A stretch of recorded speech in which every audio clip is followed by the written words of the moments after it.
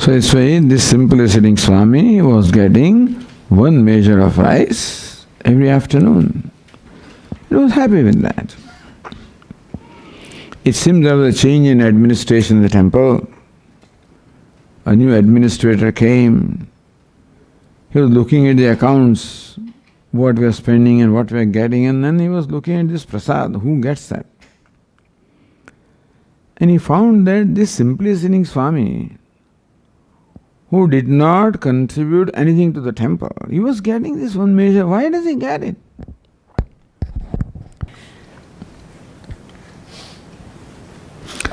So the new administrator says, stop giving him the prasad from tomorrow because he doesn't do anything, just simply sits.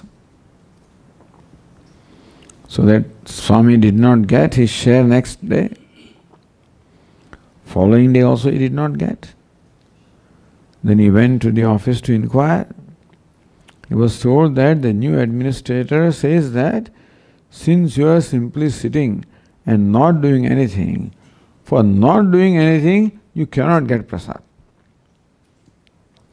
So Swami says that I invite that administrator and join me in not doing anything.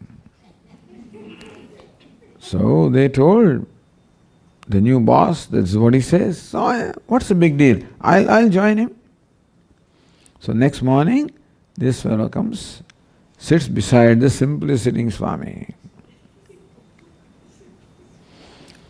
And then he sits quietly for a minute or two, then starts counting the number of columns in the temple. Says, hey, don't count, just sit. Starts counting how many beams there are. Don't do that. Counting how many people are coming in. Just sit, don't do anything. Start doodles. Don't do that. In 5 minutes, this person got up and says, I cannot sit.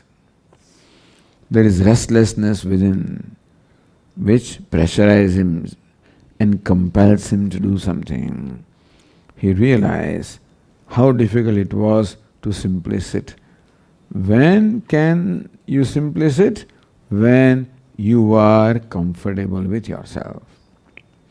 We cannot simply sit. In fact, meditation is the most difficult hour. One thing people want to avoid is meditation, because then you are required to simply sit, to be with ourselves. It's so difficult to be with ourselves. That's why we are always seeking company, seeking activities. For what? In order to escape from ourselves. Lots of our activities are nothing but what they call escape distractions. Escaping from whom? Escaping from my own self. Although it may look like I'm escaping from this person, this place, this situation, but basically I am seeking to escape from my own self because I am not comfortable with myself. So this is what is therefore the measure of happiness. Is the extent of comfort I have with myself. And Vedanta teaches us that my dissatisfaction with others, my complaint about others, all of these arise from my dissatisfaction with myself. It is my complaint with myself that results into complaining about other people. More satisfied, content, accepting I am of myself, more accepting I will be of the world. Meaning that if I love myself, I will not have any difficulty in being able to love others. So Vedanta says rather than trying to do things with the world, do things with yourself. So Atma, the self, is the very focus of Vedanta. Atmastu kamaya sarvam priyam bhavati. A very important statement the Upanishad says that whatever is dear to me, whatever is desirable to me, is because basically I want to be happy with myself. I want to be pleased with myself. And whatever helps me to be pleased with myself becomes also an object of my liking. So if we understand this, that we can be happy only when we are free. Sarvam paravasham dukkham, sarvam atmavasham sukham. In Manusmriti, there is this very beautiful statement. Sarvam paravasham dukkham. What is dukkham? What is unhappiness? Paravashata. Dependence is unhappiness. Nothing more than dependence. Helplessness. Dependence. Itself is unhappiness. Sarvam atmavasham sukham. And freedom is happiness. So what we want to understand is happiness. What human being wants is happiness. Meaning that we do not want wealth or power or fame for the sake of them. Atmanastu kama. It is for the sake of the happiness of the self that I want them. Nobody wants wealth or power or fame for the sake of wealth or power or fame. Do you think Trump would have really gone into this becoming president? He said that I never knew it was so difficult. So he thought it's like one of the businesses, that he was doing. Not that he was comfortable with that also, but he discovered how tough it is. And he has not yet discovered. This is only tip of the iceberg. I mean, nothing about anybody, but anybody. Basically, the problem is my discomfort with myself. That's why I'm a complaining fellow, all the time blaming others, dismissing this, which shows inner unhappiness, inner restlessness, inner conflict. So, happiness is, so these things are dear to me, not for their sake. It is my hope that by acquiring them, by achieving them, that I'll be happy with myself. This is my hope. And that is why something or somebody becomes dear to me. So through all of these activities, ultimately we are seeking to be comfortable with ourselves, pleased with ourselves. And so this is what we are trying to catch this hold this ear this way. Vedanta says you can directly do that. For that, Vedanta teaches us a set of attitudes and values. The world says become a grabber. More you grab, more you have, more successful you are, happier you are. Vedanta says no, become a giver, not a grabber. Everybody says that dissatisfaction is what drives you to progress. Vedanta says no, satisfaction is a criterion, not dissatisfaction. Contentment is a criterion, not discontentment. But Swamiji, if we are content with what is, if we are satisfied with what is, how will there be progress? But my question is, do we want progress for the sake of progress? Or the purpose of progress ultimately is to get their satisfaction? What is the purpose of progress? Why do you want progress? The need for progress is because I am not satisfied with the way things are. That's why I want to change them. So ultimately, the purpose of progress also is to discover only contentment and satisfaction, which we should understand this. But Swami, everybody is content. What will happen to this world? There will be Swarga, heaven in the world. All the problems in the world are a result of inner dissatisfaction, inner conflicts. Wherever problems are, wherever violence is, wherever the violation of human rights is, wherever corruption is, wherever dishonesty is, wherever war, wherever any problem is, it is the result of inner conflict, inner dissatisfaction, inner non-acceptance. A person who is happy will never become a problem to anybody. When do I become a problem to somebody? When I am a demanding person. I want this, I want that, I don't like this. That's when I become a problem. When am I a demanding person? When I am not comfortable with myself. A person who is comfortable is a non-demanding person. Demand itself shows a discomfort. So this person was very unhappy. He went to a Mahatma, to a saint. Sir, please give me some means, something, by which I can become happy. So that saint told him, give him a very simple solution. You get the shirt of a happy person. You wear the shirt of a happy person, you will be happy. Oh, that's very simple. I'll get the shirt of a happy person. So he went to the richest person in the town. Sir, can I have a shirt from you? That person was surprised at this kind of a request. Why do you want my shirt? He says, I am seeking to have a shirt of a happy person. Because that saint has told me that if you simply put on the shirt of a happy person, you will be happy. That wealthy person says, you're welcome to have my shirt, but it's not a shirt of a happy person. I am not happy.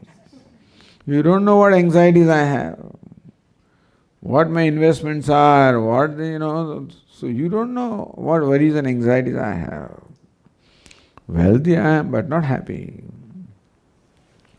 So this man went to a variety of people, went to wealthy people, poor people, every kind of person he went to.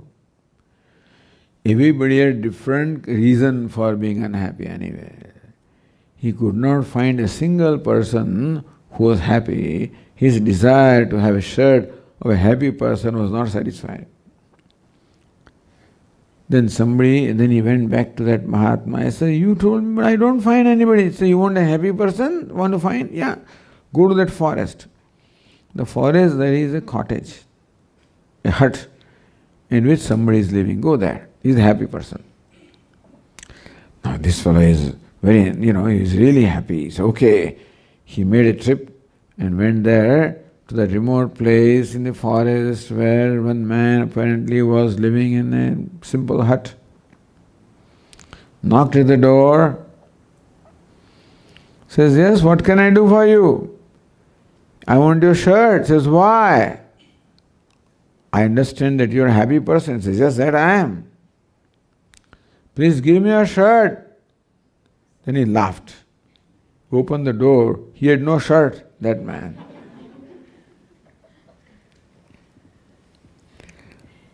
The point is that he is not something else that can make me happy. I have to discover happiness from myself. But Swami, I am an unhappy person. How can I discover? You are not an unhappy person. That's a wrong conclusion we have about ourselves. That I am an unhappy person is a wrong conclusion about myself.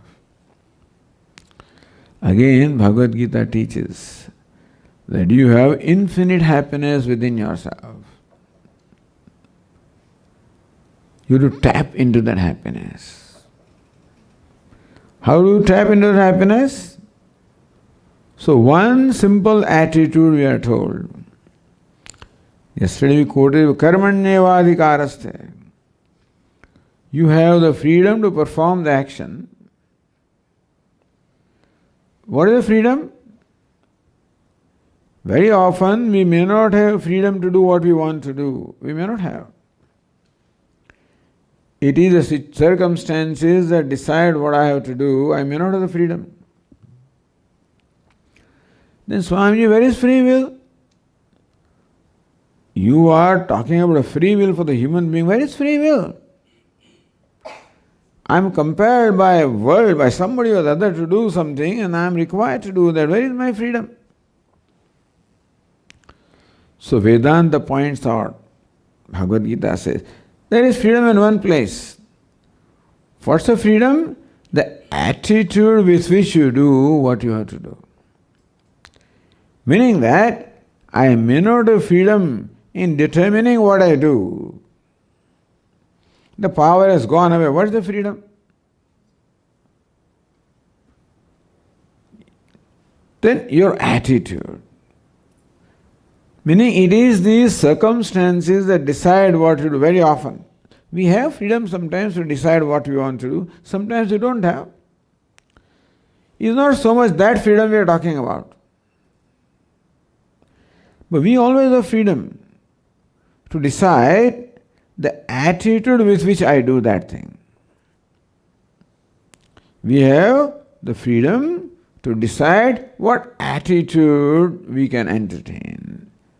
Nobody can compel me as far as my attitude is concerned. Even a boss cannot compel me to have attitude. You must become a selfish person. He cannot compel me. I have the freedom either to be a self-centered person or a other-centered person. I have the attitude of becoming a grabber or becoming a giver. And that choice comes in every situation, understand?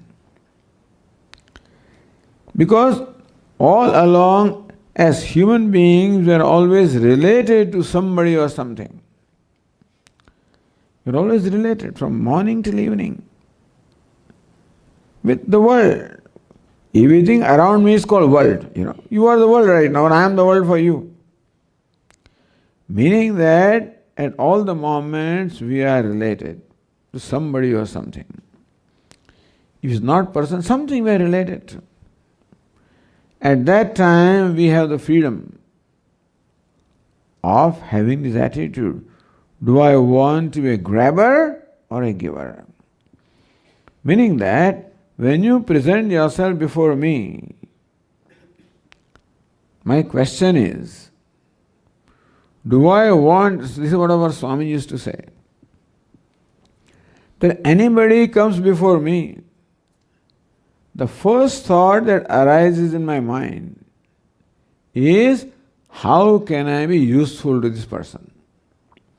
This is Swami, not you and I. But then, the first thought that will occur in his mind is, how can I be useful to this person? Thus we have a choice. How can I be useful or how can I use this person? Usually our approach is how to use, how to get some benefit from them, to extract something from them. Either openly, overtly or covertly. Whether that attitude is expressed or not expressed. Usually our attitude is how to take advantage, how to fulfill my agenda. I always have an agenda. I want this, I want that, and through you, I always try to fulfill my agenda. Meaning that today, our attitude is that we are using the world with which we relate for fulfilling our agenda, to use them, to grab something from them. Bhagavad Gita says, just turn around. That freedom we have, either to use a person or to become useful to that person. Simple. But Swamiji, if I try to be useful to the person, then people will exploit me. They'll take advantage of me. What will happen to me? Our insecure self always raises these questions. There is an insecure self inside which always raises a question. What will happen to me if I become honest? What will happen to me if I become truthful? What will happen to me if I become helpful? What will happen to me? What will happen to me? And we understand this, that there is insecurity in us. And therefore, it is not easy to become a giver. So take one step at a time. Don't all of a sudden become a giver. Take one step at a time. We tell them, perform one act of kindness. To children we tell them, in a day, perform one act of kindness. What is an act of kindness? Which I do out of my pleasure to help somebody. It is my pleasure to be of assistance to you, to be of help to you, to reach out to you. One action. It's not a big risk. But the beauty of this is that one act of kindness will give you an inner satisfaction. Whenever we are able to reach out to somebody, whenever we are able to go out of our way to help somebody, that act of helping will involve some kind of a sacrifice in me, some discomfort, some pain, some sacrifice will have to be made, some time has to be given. These are three things we have to give. They call it 3 T's, First is time. Second is talent. And third is treasure. 3 T's. Don't start giving your treasure right now, because we're too insecure to do that. But talent, you can give. It doesn't cost you. Time you can give. Doesn't cost you. So start with something which is safe, where we don't feel insecure. Time, talent, and treasure. The treasure can come at the end. But time, talent. Yesterday only we were talking about an old woman, old person, who could hardly walk, but she would give her time and talent. Treasure she did not have. Time and talent. So I was a guest in that home many years ago. I had brought with me a diary in which some addresses were there and things were there, which I had kept it someplace. Next day I did not find that diary. Started asking, where is my diary? Where is my diary? Has somebody seen it? In fact, diary was there, but then I, could not identify it. You know what this old woman had done? She took their diary and she saw the diary and found that it was worn out. Edges, has crumbled. So she took nice little cloth and covered that and stitched that and made a beautiful thing. Placed it back. When I could not find my diary, then I was told, Swami, this is your diary. I opened. Oh, what did she do? Time and talent. It is simply this attitude of contributing something, whatever we can, of reaching out. That same person, again, time and talent. Because she had time, because she didn't have much to do in the home, because she was too old. So she would spend 3-4 hours a day in her own puja, but still time was left. So should make those wicks from cotton. Cotton wicks, which you use for our lamps. In a Ziploc bag. Should fill up that bag with 100 wicks and make packets. She had a mailing list. And should mail this. Why do I know? Because I was one of those in the mailing list. This is her contribution.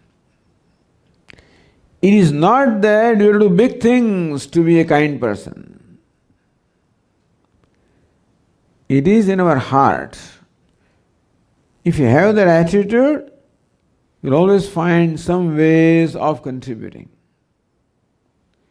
Attitude is there, you'll find some ways of contributing. If it is not, but Swamiji, I don't have that attitude, then do it anyway. They say, fake it till you make it. I don't like this person, Swamiji. How can I contribute? I have no problem in doing things for the people whom I like. My problem is then there are people whom I do not like. That's a little tough nut to crack. So they say, fake it till you make it. What is meant by faking it? As though you like this person. So this woman once comes to our Swamiji, relative young woman, and she had a nice job. But now she was very unhappy. She says, Swamiji, my boss is, a terrible person, very angry person. He just doesn't like me. And I also don't like him. But to work with him day in and day out, what do I do? Swamiji says, take this vow, this vratam vow for 41 days. Every morning, get a fresh rose, fresh, fragrant rose. Go to your boss, and give him as a gift. Says, what? Giving rose to this fellow? Do it. I hate him, but I would know, I would not mind giving if I liked him, but I don't like him, Swamiji. Act as though you like him. So next morning that woman went and very reluctantly she gave, and that fellow also did not. So you are giving me rose? He also could not believe. Second day, third day, fourth day, fifth day. This has very magical effect. In course of time, this person started enjoying the act of giving rose. And her boss also slowly started enjoying the act of receiving the rose. In course of time, their animosity slowly and slowly vanished. And they started liking it, because that is basically, kindness is our nature. Anger is not our nature. Cruelty is not our nature. If cruelty was a nature, you can never change the person, If cruelty was our nature, we could never become kind. But kindness is our nature. Love is so tapping kindness from you, tapping love from you. That is what the act of contribution does. One act of kindness means what? You tap from yourself kindness. One act of love, tap from yourself that love. And that is how fake it till you make it. You pretend as though you like. In course of time, it becomes a reality. Because the liking is your nature, therefore, you follow? Because to love somebody is your nature. To hate somebody is not our nature. That's a distortion in our nature. If we keep on supporting that hateful nature, it will grow like fire. But if I do not support that hateful nature, instead replace it by my kindness. Even though my mind, when it sees that person, says hate him, but I say no, like him. Hate him, like him. So I become a therapist for myself, you follow? This is how we can bring about a transformation in ourselves. And more we tap that kindness, more we tap that love, more we tap that goodness, more it becomes manifest because it is there in infinite measure. You can never be less by being kind, or by being a giver, or by love. You can always grow because it is infinite in your nature. And more of that kindness are in my heart, happier I am. Because I can be comfortable with myself who is a kind self. I cannot be comfortable with myself when I am a cruel self. I cannot be.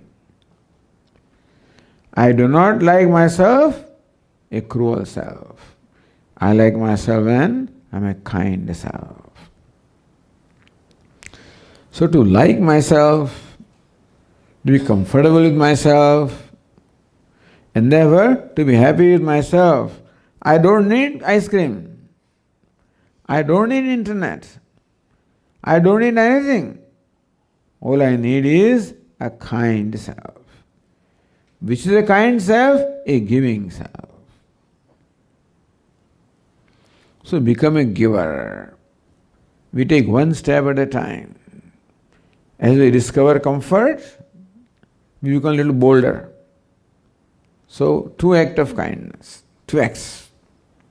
And like that, slowly, a time can come when you just are spontaneously a kind person. Then you made it. That's called moksha. Moksha is a very simple thing. You have everybody has all kinds of romantic ideas about what is moksha and some bliss out, something. It's a simple thing. Moksha is just to be what I truly am. Nothing else. I am truly a loving person and a kind person and giving, that's my nature. Just to be that. In the beginning, the practice, there's a practice makes a man perfect. Like learning bicycle, In the beginning you fall down, you bruise your knees, and these things happen. But slowly and slowly, we start discovering a balance. Become more comfortable, better and better balance, with 2 hands, with 1 hand, with both the hands free. You ride your bicycle. Similarly, this is practice of being a kind person, good person, loving person.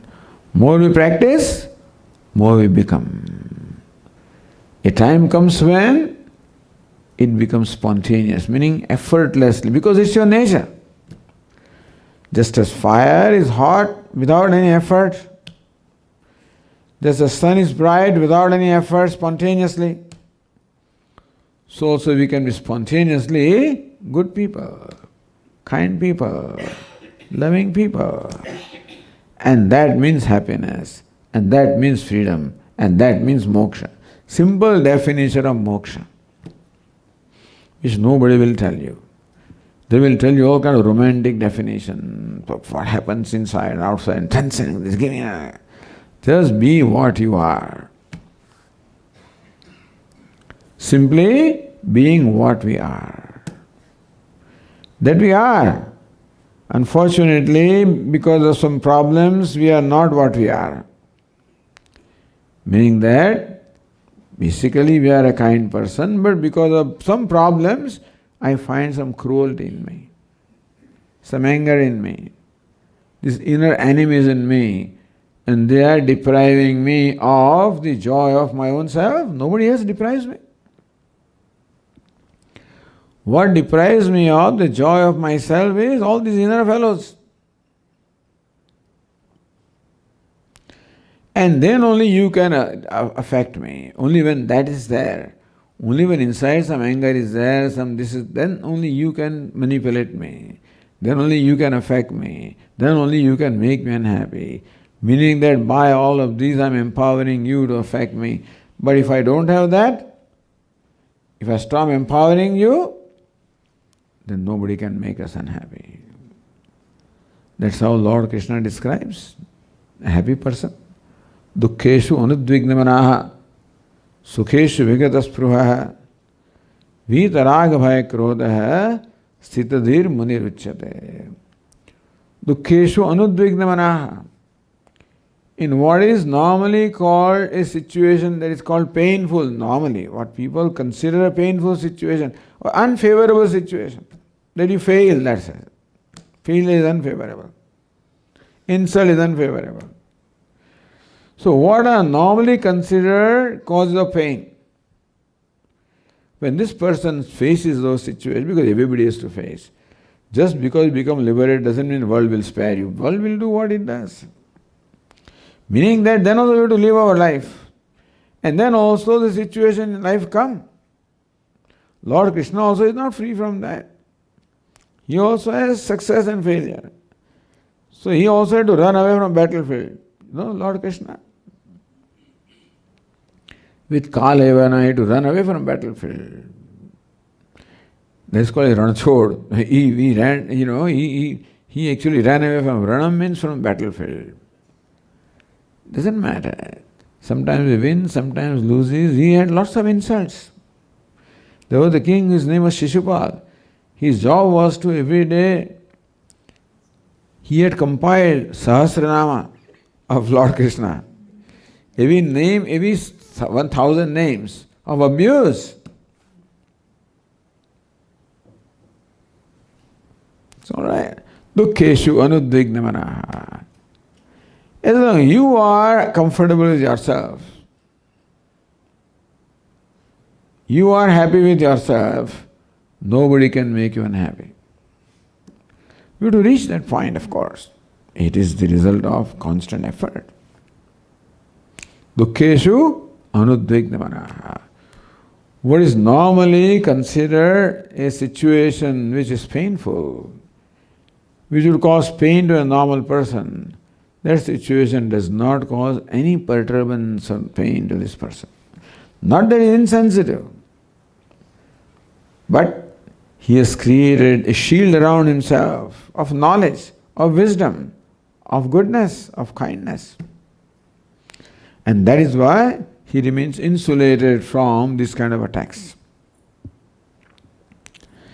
Imagine an actor who is a multimillionaire and he is performing the role of a beggar.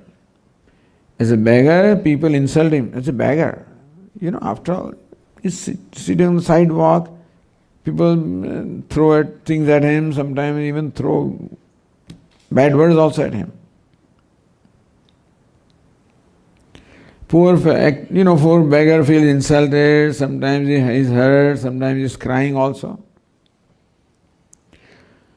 But the actor inside, does he feel hurt or insulted? Does he cry inside? Our Swami would say that, in fact, when he cries, he congratulates himself within himself. How effectively I am crying.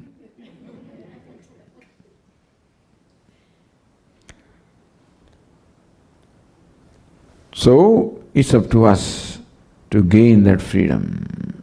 And that is the purpose of life. When action, karmanyavadhikaras, what all we do, all our day-to-day activities, simple activities that we do, each activity can be made a means of invoking. You have to do what you have to do in the life. But that can be also made an occasion to invoke that kindness from me, goodness from me. Then that becomes a yoga, it's called karma yoga. Karmanyavadikarasa. Lord Krishna says that you have the freedom to do this karma. So have this attitude, the right attitude, which will be enough to lift you up from bondage to freedom. Okay. Om Purnamadah Purnamidam Purnat Purnamudachyate Purnasya Purnamadaya Purnameva Vasishyate. Om Shanti Shanti Shanti. Hari Om. Shri Gurubhyo Namaha. Hari Om.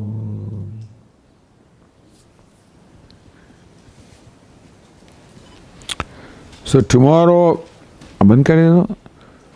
You have to announce, please. So tomorrow we conclude the session and we start, get it right, 6 o'clock, 6 to 7:30. And post discourse, we have